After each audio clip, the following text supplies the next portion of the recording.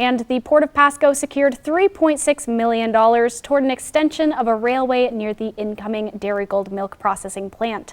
And with a project this big, you may be wondering where your money is going. According to Randy Hayden with the Port of Pasco, it isn't your own tax dollars that are supporting this construction.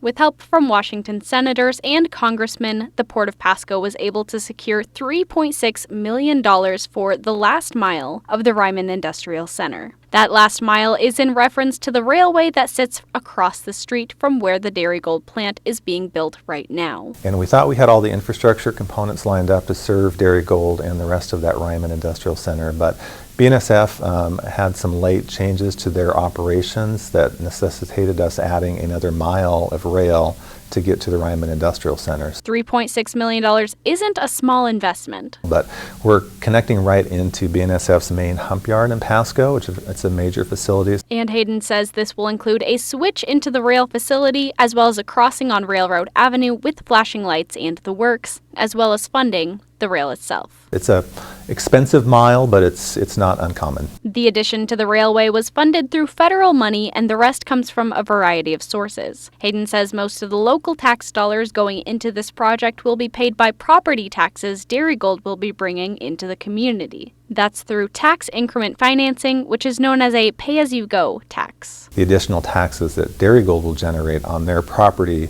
are the tax dollars we will use to pay for that infrastructure. So in essence, they're paying for their own infrastructures. To break down the funding, $9 million is coming from Darigold's taxes, $7.5 million through the state's capital budget, $3.6 from federal appropriation, and $2.3 million from the Franklin County Economic Development Fund. The port also says with this major investment, Darigold is planning to invest $600 million to turn the Ryman Industrial Center into the largest milk processing plant in North America.